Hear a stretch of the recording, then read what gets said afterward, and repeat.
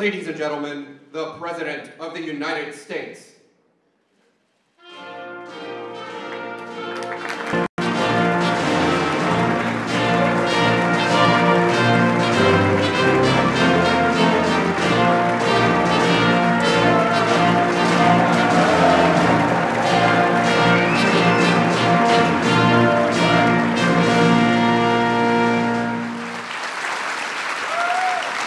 Well, thank you very much. Thank you.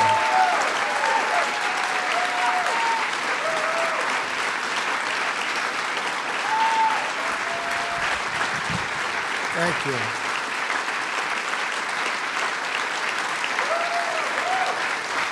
Wow.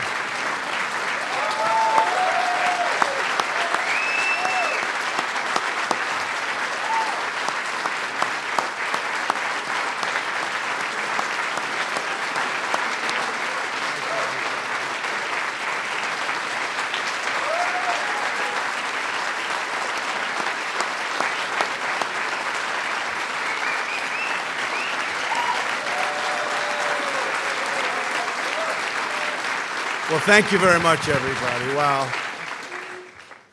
We've all been through a lot together, and we probably deserve that hand for all of us because it's been a very unfair situation. I invited some of our very good friends, and we have limited room, but everybody wanted to come. We kept it down to a minimum, and believe it or not, this is a minimum.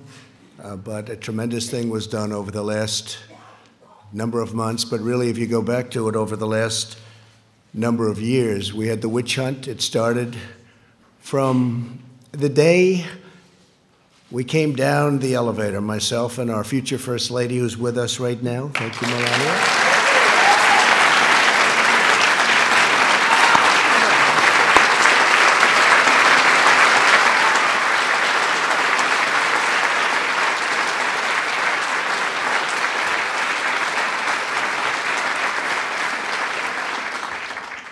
And it never really stopped. We've been going through this now for over 3 years. It was evil, it was corrupt, it was dirty cops, it was leakers and liars. And this should never, ever happen to another president, ever. I don't know that other presidents would have been able to take it. Some people said no, they wouldn't have. But I can tell you, at a minimum, you have to focus on this because it can get away very quickly. No matter who you have with you, it can get away very quickly. It was a disgrace. Had I not fired James Comey, who was a disaster, by the way, it's possible I wouldn't even be standing here right now. We caught him in the act. Dirty cops, bad people. If this happened to President Obama, a lot of people would have been in jail for a long time already, many, many years. I want to start by thanking some of, and I call them friends, because, you know, you develop friendships and relationships when you're in battle and war, much more so than, gee, let's have a normal situation. With all that we've gone through, we've done, I think, more than any president and administration. And really, I say, for the most part, Republican congressmen, congresswomen, and Republican senators. We've done more than any administration in the first few years. You look at all of the things we've done. I watched this morning as they tried to take credit for the stock market from, think of that. Let me tell you, if we didn't win, the stock market would have crashed. And the market was going up a lot before the election because it was looking like we had a good chance to win. And then it went up tremendously from the time we won the election till the time we took office, which was November 8th to January 20th. And that's our credit. That's all our credit. And leading up to that point was our credit because there was hope. And one of the reasons the stock market's gone up so much in the last few days is people think we're doing so well. They liked the State of the Union speech.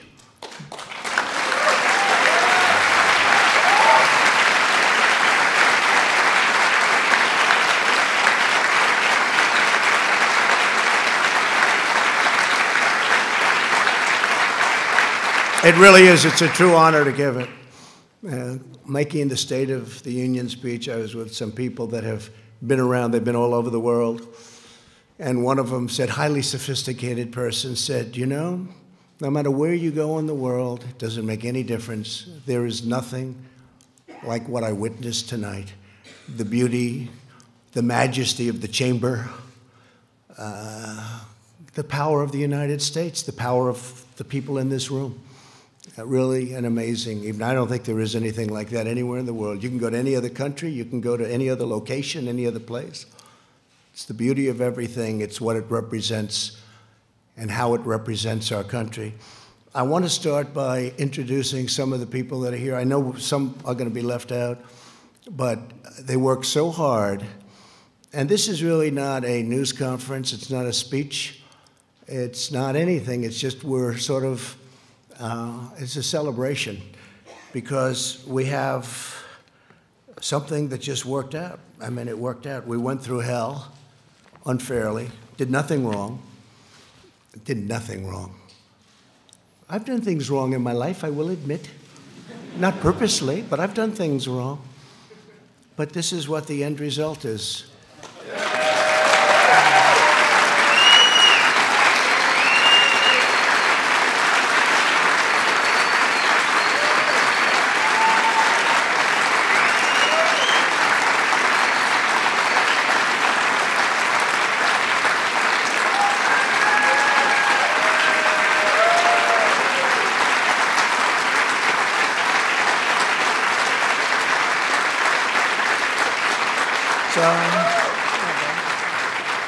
You could take that home, honey. Maybe we'll frame it.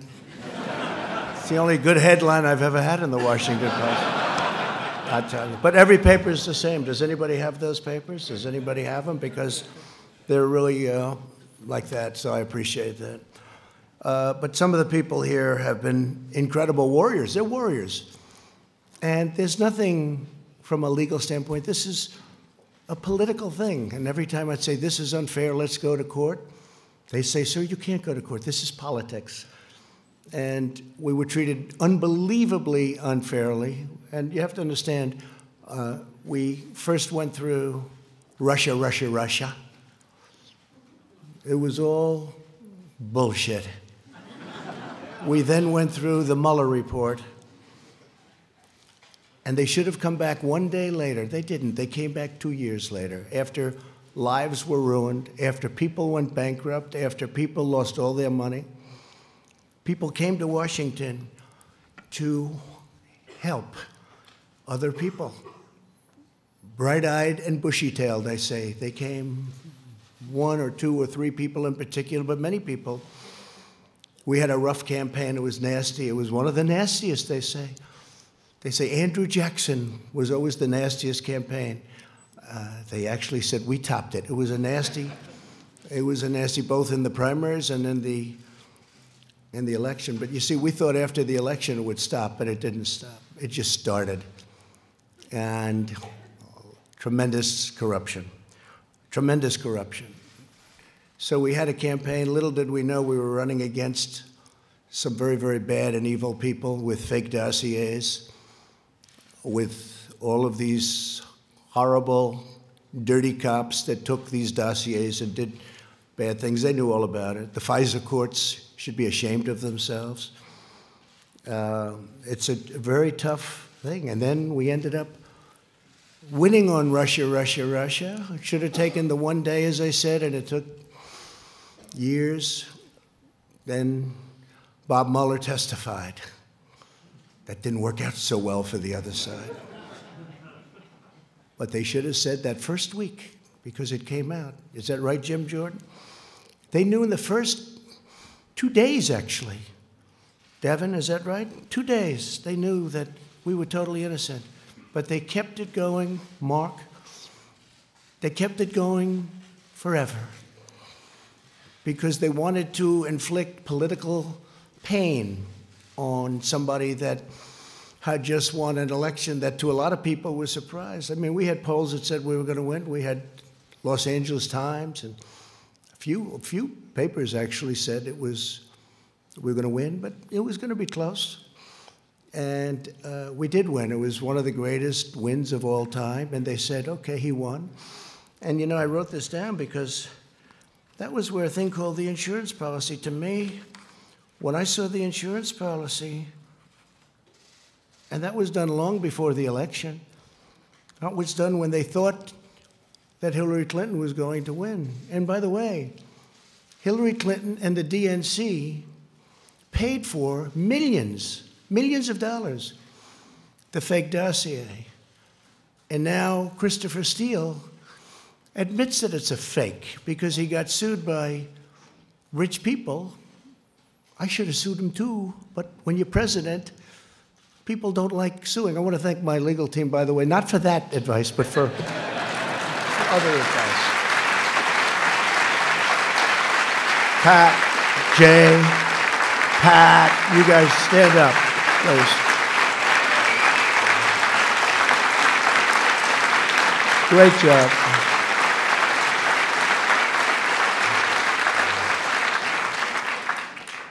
Right at the beginning, they said, sir, you have nothing to worry about. All of the facts are on your side. I said, you don't understand. That doesn't matter. That doesn't matter. And that was really true. They made up facts. A corrupt politician named Adam Schiff made up my statement to the Ukrainian president. He brought it out of thin air, just made it up. They say he's a screenwriter, a failed screenwriter. He tried to go into, unfortunately, he went into politics after that. Remember, he said the statement, which is a mob statement, don't call me, I'll call you. I didn't say that. Fortunately, for all of us here today and for our country, we had transcripts. We had transcribers, professional transcribers. Then they said, oh, well, maybe the transcription is not correct. But Lieutenant Colonel Vindman and his twin brother, right? We had some people that really amazing. But we did everything. We said, what's wrong with it? Well, they didn't add this word or that. It didn't matter. I said, add it. They're probably wrong, but add it.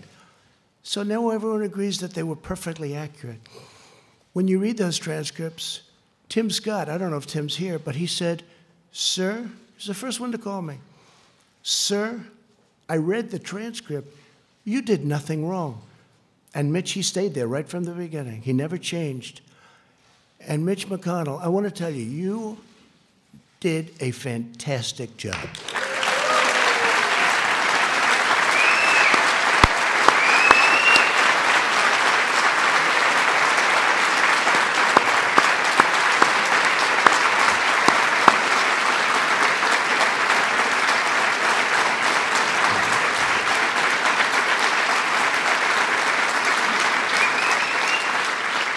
Somebody said, you know, Mitch is quiet. And I said, he's not quiet. He's not quiet. He doesn't want people to know him. And they said, is Mitch smart? I said, well, let's put it this way. For many, many years, a lot of very smart, bad in many cases, sometimes good, but people have been trying to take his place. And to the best of my knowledge, I've never even heard the subject come up because they've been wiped out so fast. This guy is great, and I appreciate it, Mitch. And he's also given us 191 now. 191 federal judges, 2 Supreme Court judges, right? We're up to 191. Yeah. Great guy. Great guy. He's a tough guy to read. I'm good at reading people. Tough guy to read, I'd call him. My wife would say, how'd you do with Mitch? I don't know. That's what makes him good, when you can read somebody. Fantastic job. And he understood right from this was crooked politics. This was crooked politics. How about all these people? They're running for office. They're saying the worst things about me, like 8 senators on the Democrat side. Most of them got wiped out. You know, they got their 1% or less. Most of them got less. They decided to go home. Let's go back to California. Let's go back to wherever they came from. Let's go back to New York. How about that one?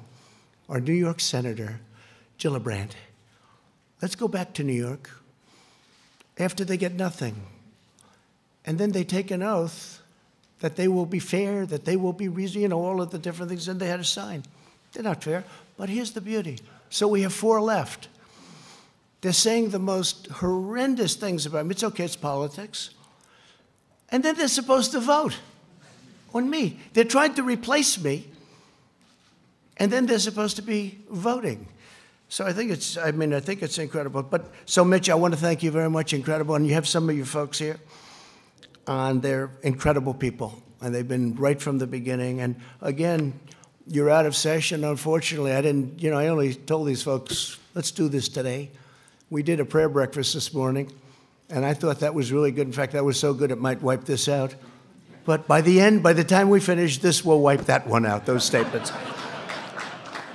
I had Nancy Pelosi sitting 4 seats away, and I'm saying things that a lot of people wouldn't have said, but I meant every word of it.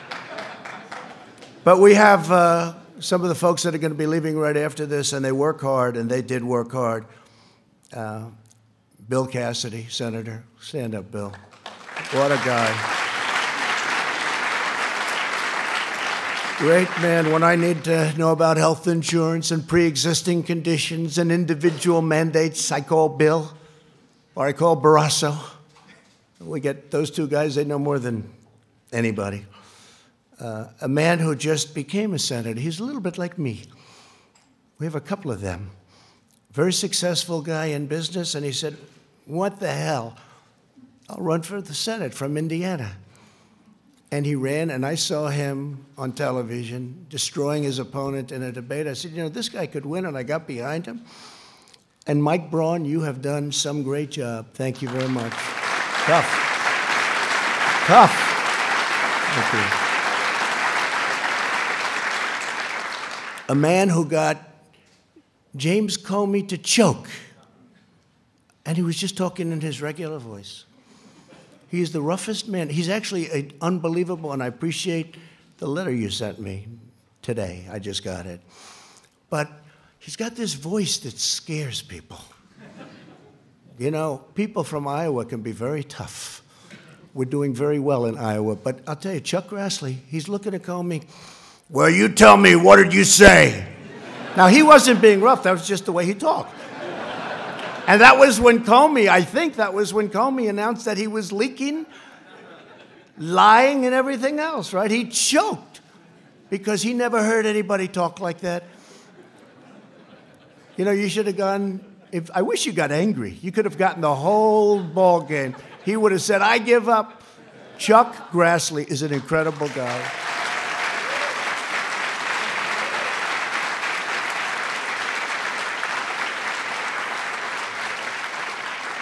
And a man who, you know, he was running against a tough, smart campaigner. We learned out how good she was, right? She was a great campaigner. In fact, by the end of the campaign, she was actually, I thought she was more for me than you were, Josh. I was worried. I saw her ads. She was saying the greatest things about me. And you know who I'm talking about?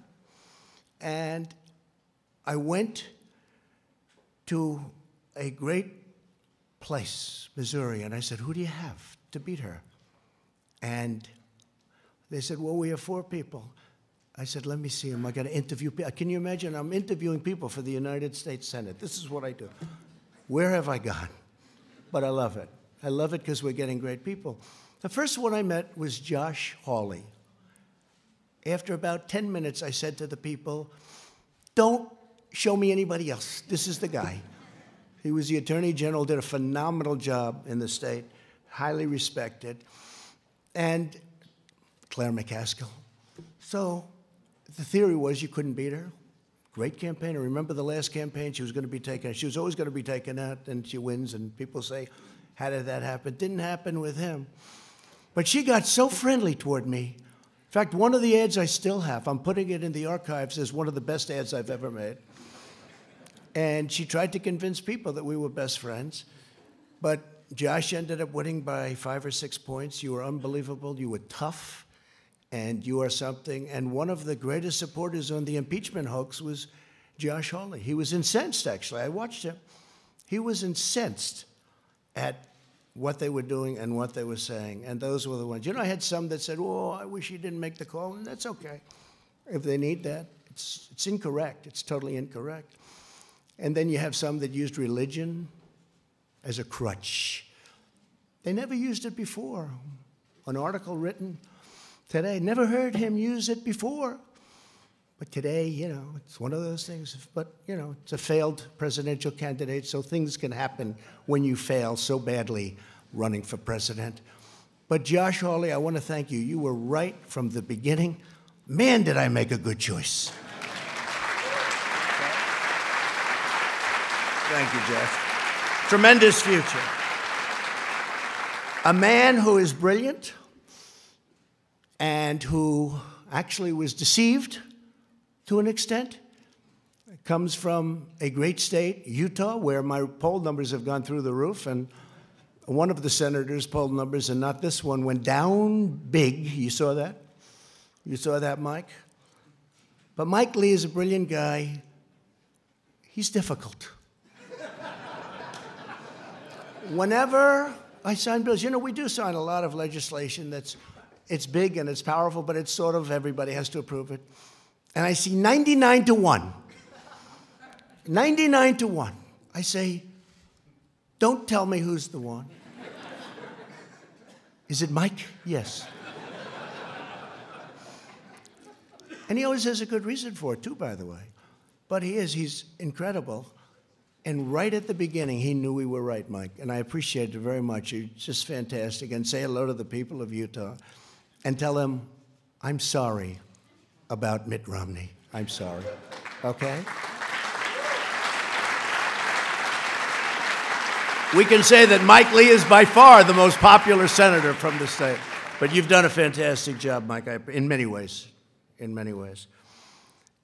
A young woman who I didn't know at all, but she's been so supportive, and I've had great support from other people in that state, and she's been so supportive, and she's been downright nasty and mean about the unfairness to the president.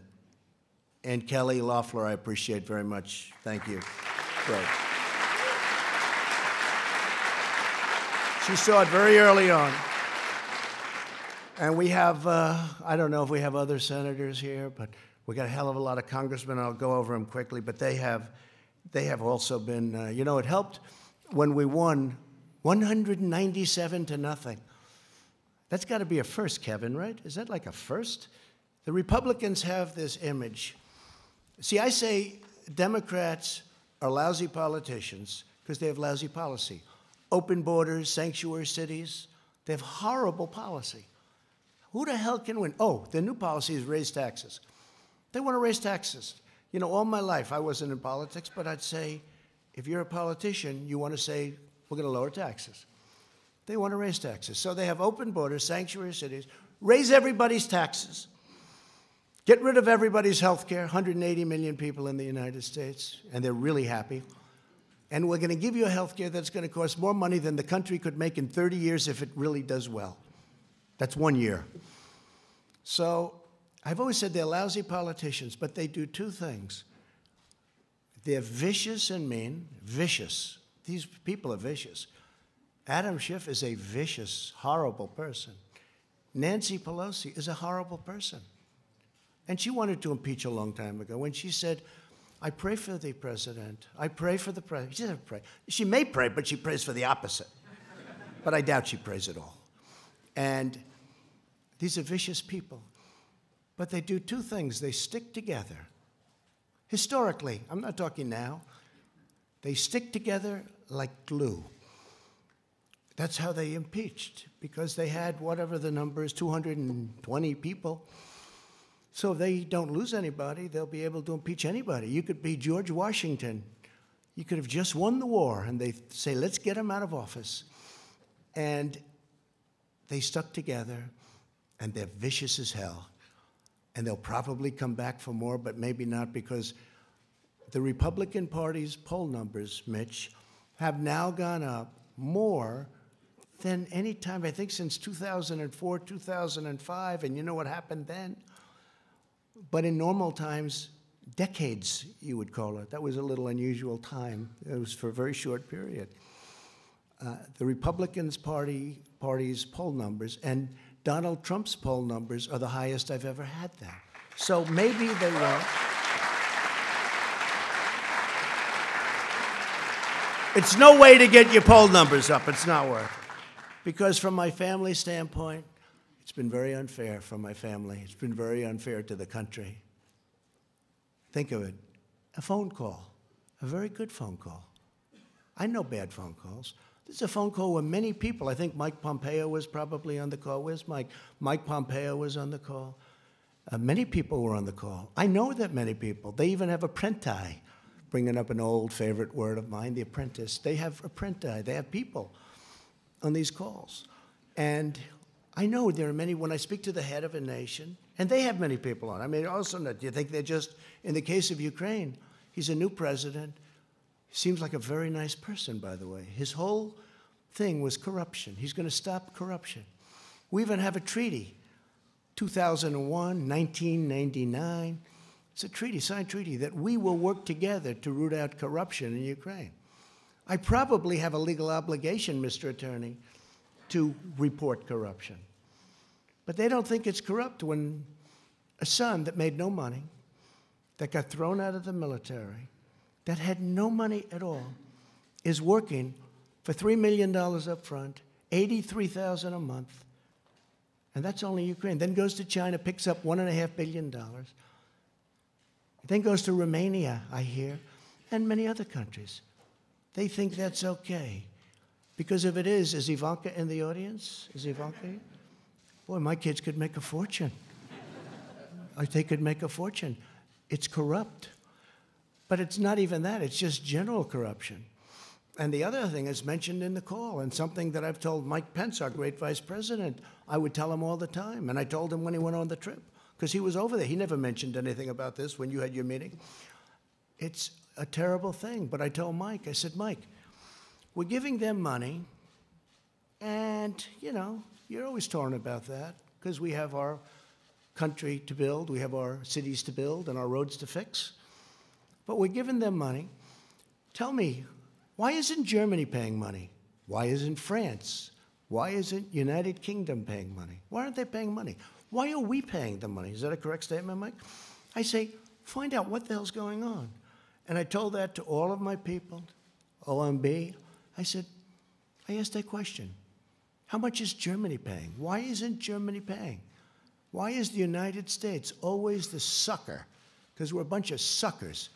But that's turning around fast. But it makes it harder when stuff like this happens, because you want to focus, and you want to focus perfectly. Think what we could have done if the same energy was put into infrastructure, prescription drug prices. Think of what we could have done. And I'm now talking both sides.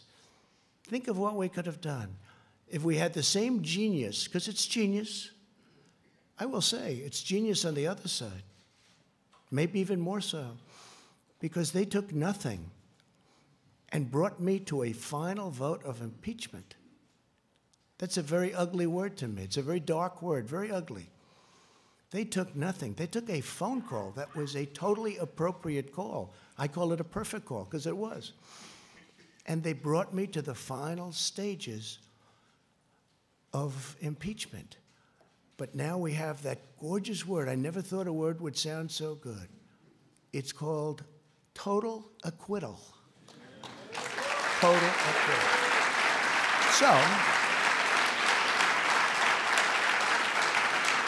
So I want to, if I could, real fast, just introduce a few of the people. I have to start with Kevin. Man, did you do a job? Lucky you're there. Lucky you're there. Because it wouldn't have worked out. If you don't have the right people, I'll tell you, Kevin McCarthy has done an incredible job.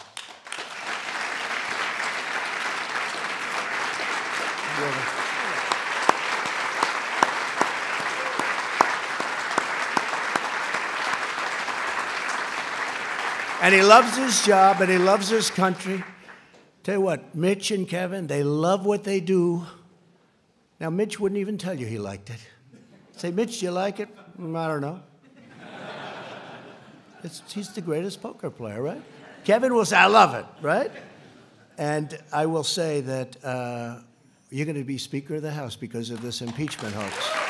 I really believe it. I really believe it. And I'm going to work hard on it. I'm going to try and get out to those Trump areas that we won by a lot. And, you know, in 18, we didn't win. We just won 2 seats in North Carolina, 2 wonderful seats in North Carolina that were not supposed to be won. But I went and I made speeches, and we had rallies, and we did a great job, and we won. We took 2 seats. Nobody writes about that. If we lost them, it would have been the biggest story of the year.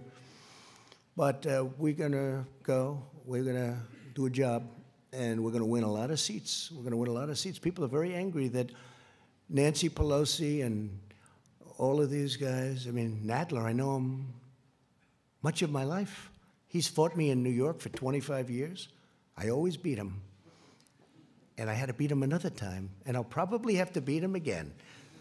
Because if they find that I happen to walk across the street and maybe go against the light or something, let's impeach him.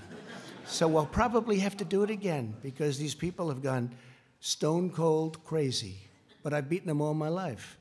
And I'll beat them again if I have to. But what they're doing is very unfair.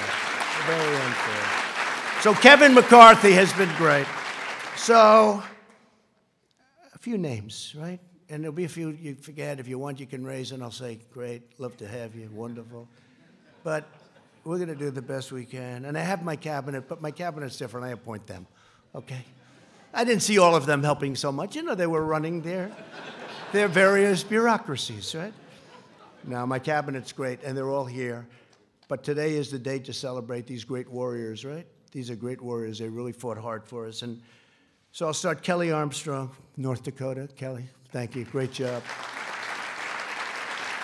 Great job. Jim Banks of Indiana. Jim, thank you. Great job. Andy Biggs. Where's Andy? Boy, oh boy, Andy. There's a guy. He's tough. I hear we're doing well in Arizona, huh? It's going good, yeah? I think so. I think I saw a poll that was very good. For me, I think we have to make sure Martha's going to do, I think Martha's going to do good. But we have some states that are going to be not easy. But Arizona's been great. And we're stopping illegal aliens from coming in. We're putting up walls. New Mexico, too, a state that's never been in play for Republicans, is totally in play, right? Nevada's really looking good. We're doing well. We're doing well. We're going to have a great... There's more spirit. I will say this. There's more spirit now for the Republican Party, by far, than the Democrats. You know, Mike Pence just got back from a beautiful place that Chuck Grassley knows well, Iowa. And he was talking about this fiasco, the Democrats. They can't count some simple votes, and yet they want to take over your health care system. Think of that. No, think of that. But we also had an election out there, and we got 98% of the vote. We have 2 people running, you know, and I guess they consider them non-people, but they are running. I mean, one was a governor, one was a congressman. They're running. We've got 98% of the vote.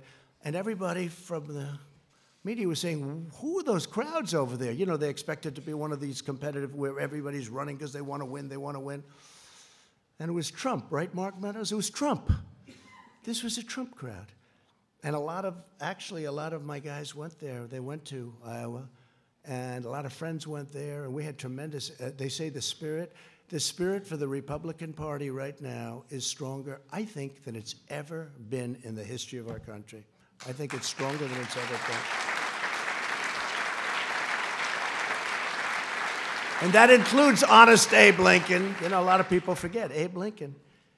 I wish he were here. I'd give him one hell of an introduction. But he was a Republican. Abe Lincoln, honest Abe. Bradley Byrne, Alabama. What a great place. Thank you, Bradley.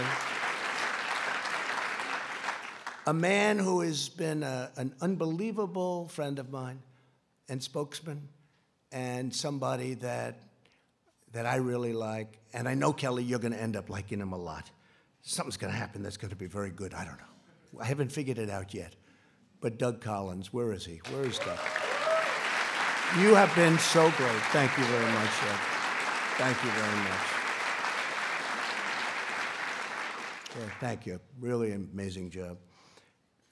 A young man who is born with a great gene, because I know his father and how great a politician he was, but he's from Florida. Sometimes controversial, but actually he's not controversial. He's solid as a rock, and he's a friend of mine, Matt Gaetz. Matt? Thank you, Matt. Thank you. Great job. All right, this guy. So he's the NCAA, meaning a couple of years ago when he was in college, wrestling champion. NCAA, that's the big deal. That means in all of college, you're the champ, you're the best.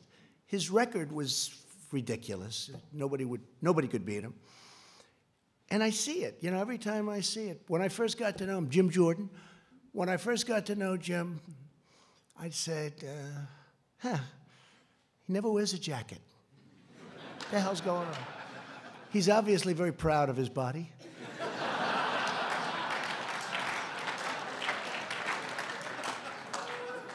And they say where he works out, with the congressmen, senators, they say when Jim works out, even though he's not as young as he was, but he works out, the machine starts burning down. It's just a different form of a workout than us, right, Sonny? And there he is. Look at that guy. But one day I'm looking, and he looks tough, and I'm looking at those ears. And I say, those ears have something going on there. I said, did you ever wrestle? Yeah, I did. But he doesn't talk. But I checked. This guy was a champion, top wrestler. And when I had I had all of the teams. And by the way, your Super Bowl champions are coming, I think next week or soon, very soon. And every one of them want to be here. And the coach loves us. The coach is great, Andy Reid. And every one of them want to be here. We have, people love it. But we had all of the NCAA championship teams here. They had the golf, the basketball, they had every team here. And one of the teams was wrestling. The wrestling team was at Penn State. And Penn State won the title. They have a great team. And I walked up with Jim, and it's like I didn't exist. Those wrestlers, they grabbed him. They loved Jim Jordan, and we love you too, because you are some warrior.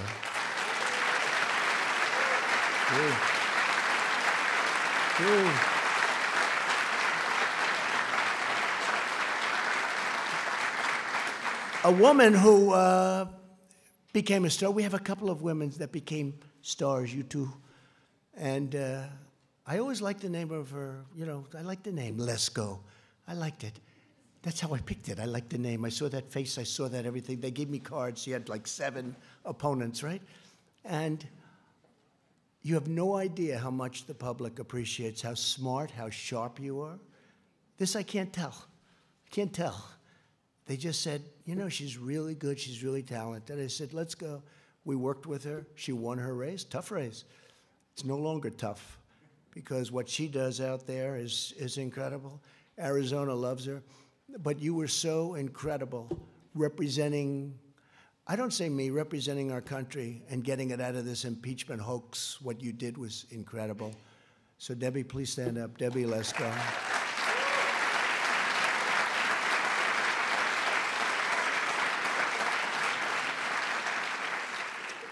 A man who I became very friendly with. I don't know why. Do you ever have where, I'll ask the media, certain people call, you take their calls. Other people call, if they don't have information, they won't take anybody's call. But other people call, and you don't. This is a guy, he's just a very special guy. His wife, I actually like better than him, to be honest. Because he doesn't know that I know that he didn't actually support me right from the beginning, but she did. And on my worst day, right? On my worst day, my worst, I won't tell you why it was my worst, but it was not one of those good days. She got on a bus, got many other buses, and women all over North Carolina, and they toured North Carolina. Well, Mark was back sort of semi-supporting another candidate, which he ended up leaving very quickly. I don't think you had a choice because of your wife. But thank her. And Mark Meadows, he's an extraordinary guy. I mean, the only problem is, I guess he's announcing, he'd only win by 40 points, but he's announcing that he'll be not running this time. You have somebody good to run? Somebody going to win your district by at least 20 points, please? Okay?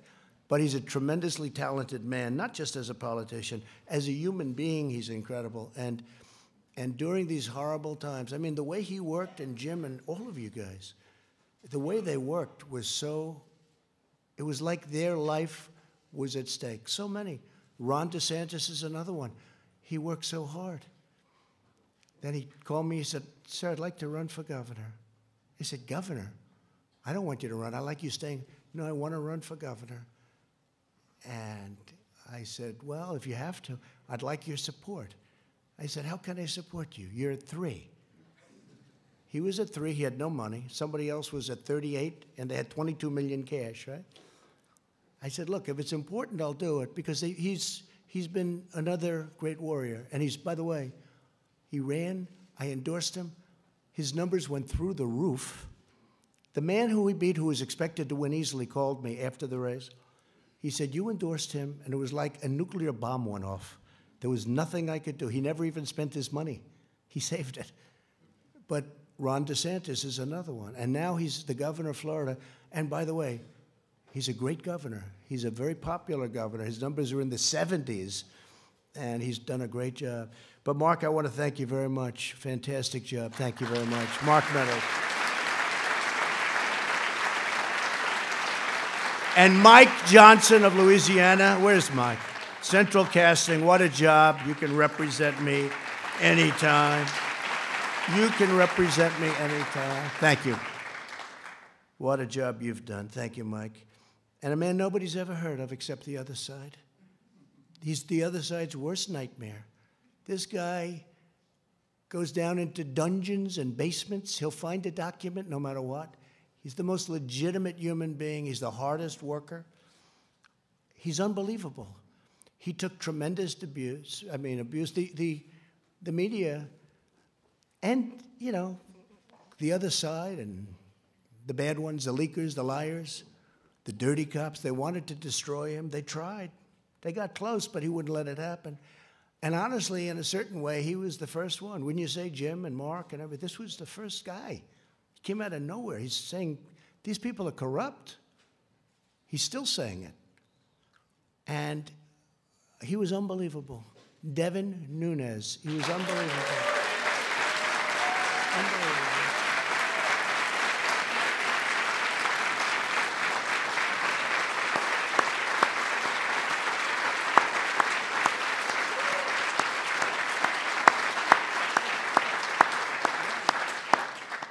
That's so true, Devin.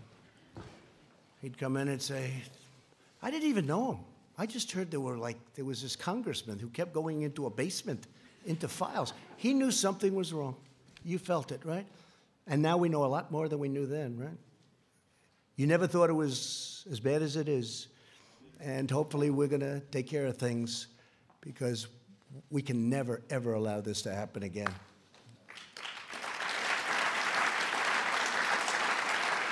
Scott Perry of Pennsylvania. Scott, thank you. Thank you, Scott. Really great. And you're doing very well over there, by the way. Just so your numbers. A man who is Central Casting. If I'm going to pick Perry Mason, I'm going to do a remake of Perry Mason. Other than Bill Barr, I picked this guy, but I have to say I picked Barr. I picked Barr first, right? John Ratliff, right? But I have to tell you, if we're doing a remake of Perry Mason, the man I get, there's nobody in Hollywood like this, John Ratliff, right? Stand up, John. Such a great lawyer. Incredible guy, incredible talent, but just a great lawyer, and we appreciate it. He gets on that screen, and everyone says, I agree. The other side folds up so fast. We'll probably be using a lot of you in the next year. But you have been fantastic, John. We appreciate it. Thank you very much. A man who's braver than me and braver than all of us in this room. He got whacked. He got whacked. My Steve, right? I went to the hospital with our great First Lady that night, right, honey? And we saw a man that was not going to make it. He was not going to make it. He was the doctor. And I told him, his wife, I said, she loves you. Why do you say that?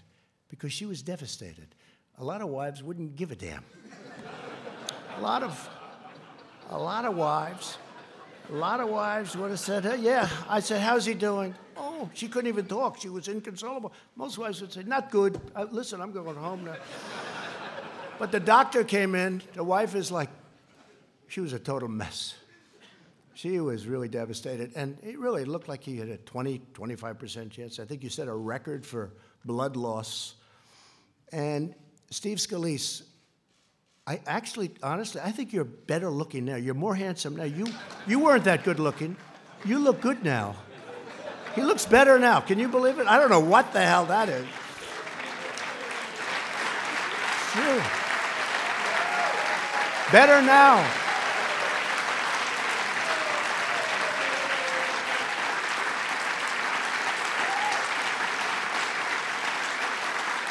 What a guy. And he was practicing. He was practicing for the baseball game against, I guess, the Democrats, right? And this whack job started shooting, hurt Rogers. I don't know if Rogers is here, but hurt a number of people, hit him, but really hit Steve. Steve was at second base. He was the second baseman. And he went down, and it was terrible. I mean, I saw the whole thing, and it was terrible. Unfortunately, you had two brave policemen with you because of your high position in Congress. You had two policemen, and they were amazing. The man and the woman. And they came, and they didn't have rifles. They were against supposedly a pretty good sharpshooter with rifles, good equipment, and all they had was a gun. And they started coming in from the outfield shooting. And they're so far away that a handgun is not preferred. And this guy has the rifle, and he's hitting people, and he was going to move up, and there was no out. I mean, if he would have been able to move up, there was no way to get out.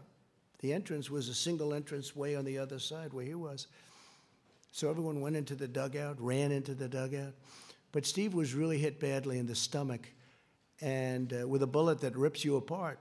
It was supposed to do that. It rips you apart.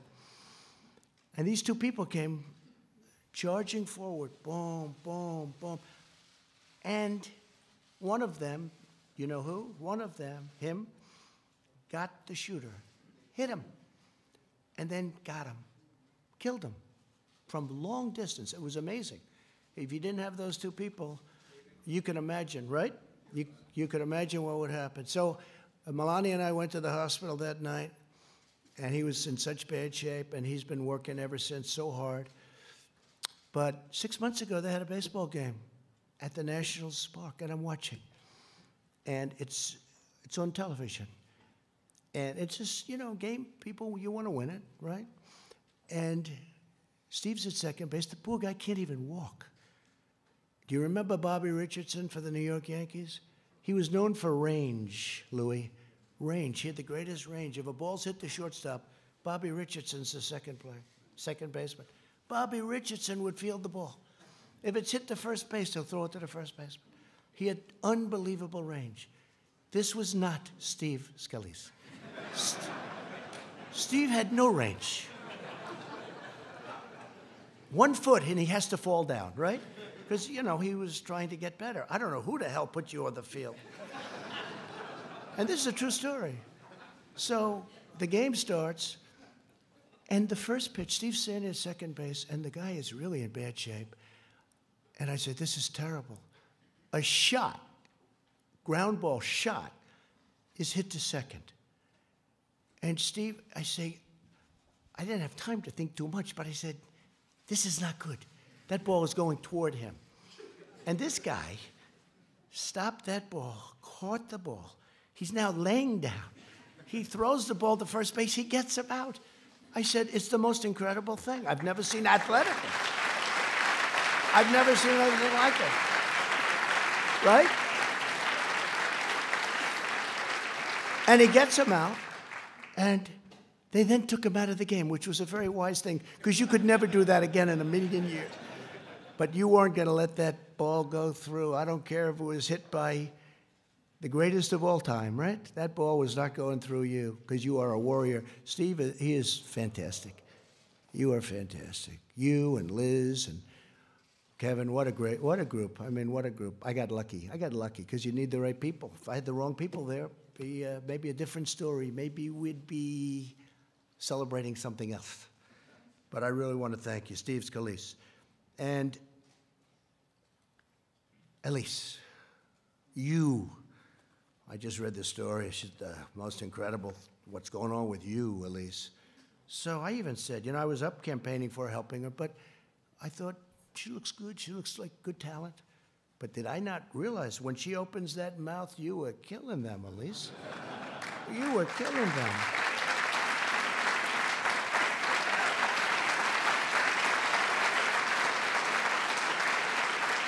Elise, and there's a big story in the New York Post. I love the New York Post because they treat me well. There aren't too many of you that do, but today you're treating me well. I even had a great headline. New York Times, Washington Post.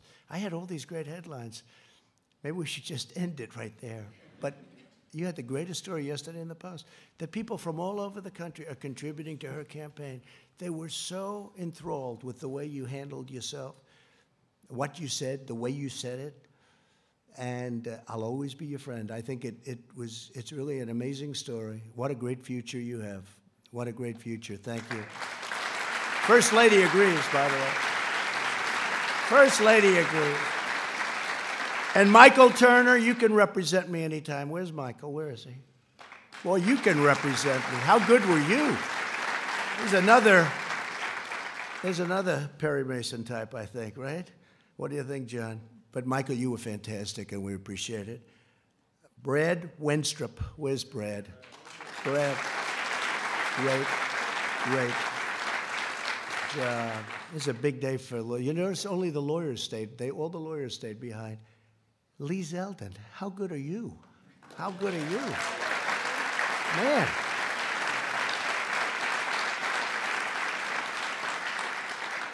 And Louis, your name's not down. They didn't give me your name.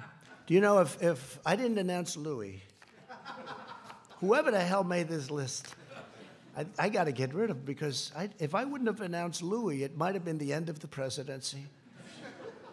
Louis, you have been so great, so tough, and so smart. I got it. But Louis has been amazing. He's a tough guy. He's a smart guy. He's streetwise like crazy. We love Texas. And we're with you all the way, Louis. We're with you all the way. Thank you very much.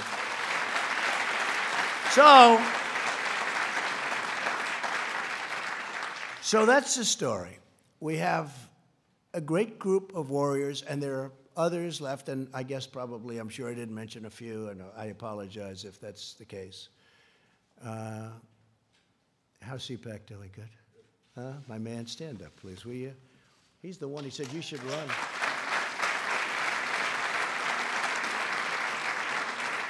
Right? Matt said, it's like 5 years ago, 6 years ago, and I made a speech, and then they do some kind of a straw poll. Who made the best speech? And he said, I made the best speech. With all these I hate to say this, with all these professional politicians, they voted by far the best speech was Trump. He calls me, he says, you should run for politics. I say, what do I know about politics? But you know what? We learned quickly, and our country has never done better than it's doing right now. So it's pretty good. But thank you, Matt. Great. Say hello. So that's the story. We've been treated very unfairly. Fortunately, we have great men and women that came to our defense. If we didn't, this would have been a horrific incident for our country. When you have Lisa and Peter, the lovers, the FBI lovers, I want to believe the path you threw out for Deputy Director Andrew McCabe.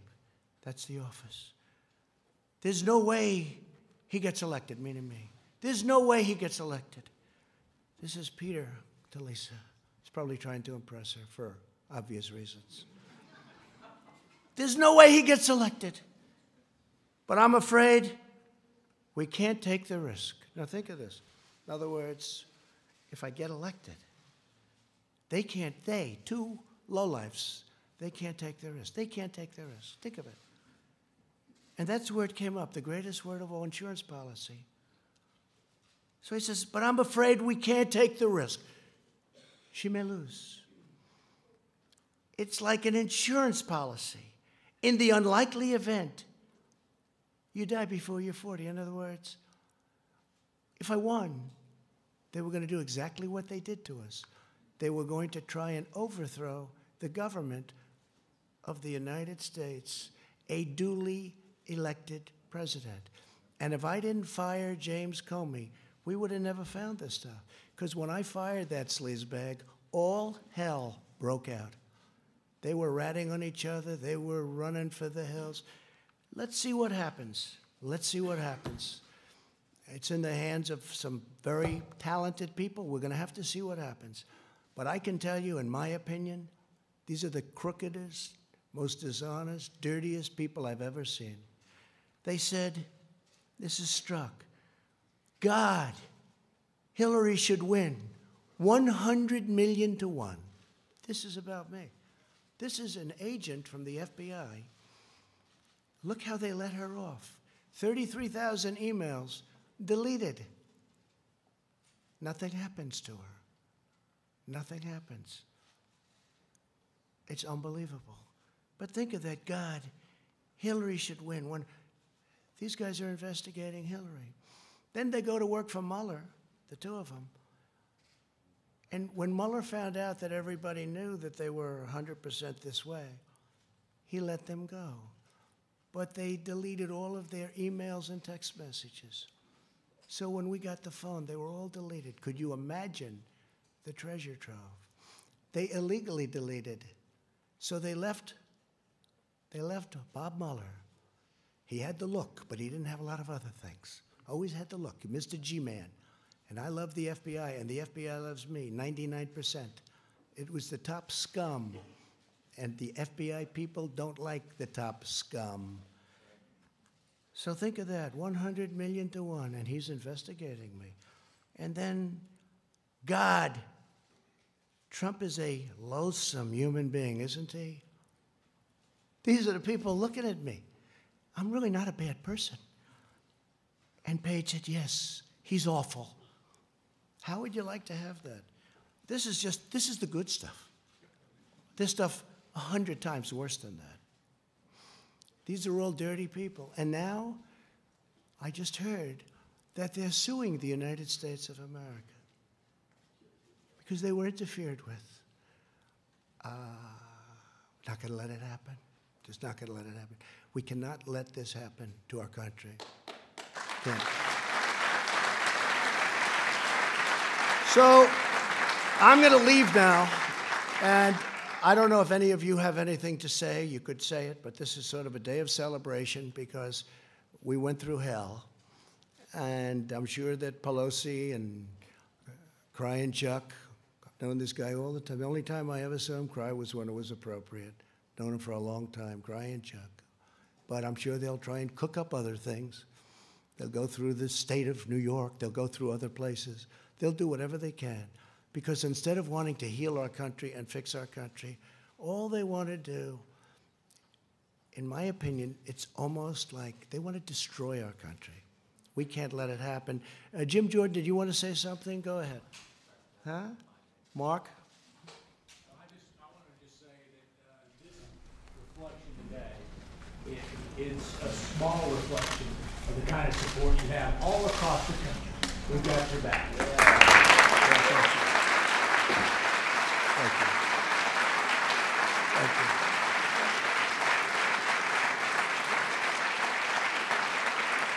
you. This was a highly partisan situation. Pelosi said, I copied it down exactly.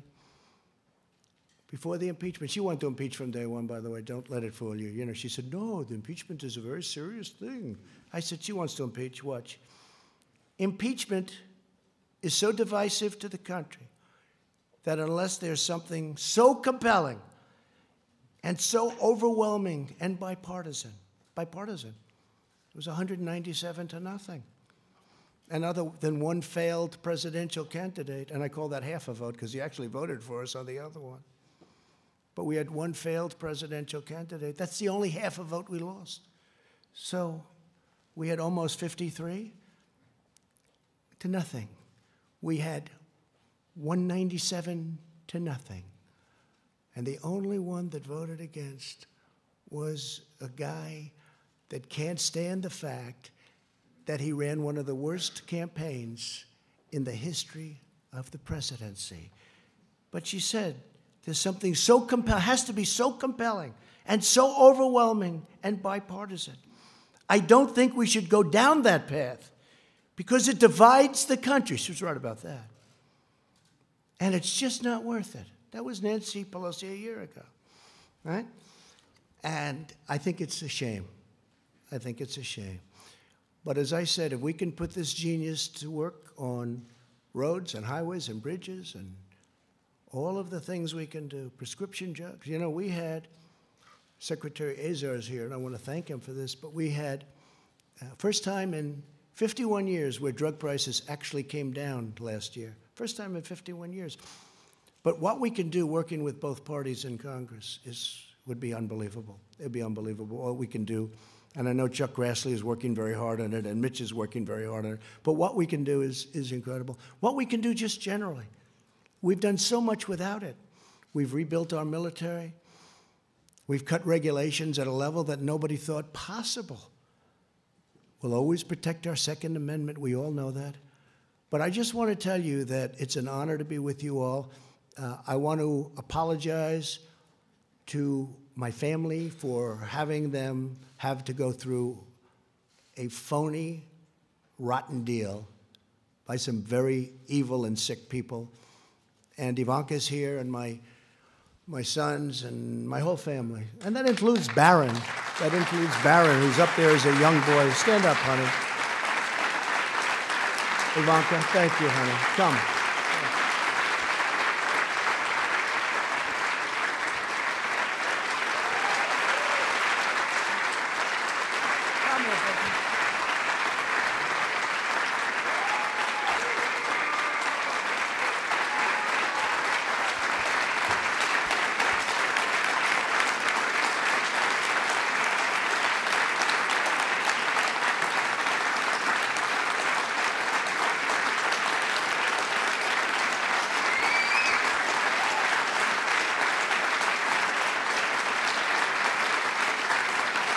So I just want to thank my family for sticking through it. This was not part of the deal. I was going to run for president, and if I won, I was going to do a great job. I didn't know that I was going to run, and then when I got in, I was going to have to run again and again and again. Every week I had to run again. That wasn't the deal, but they stuck with me. And I'm so glad I did it because we are making progress and doing things for our great people that everybody said couldn't be done. Our country is thriving. Our country is just respected again. And it's an honor to be with the people in this room. Thank you very much, everybody. Thank you. Thank you very much. Thank you.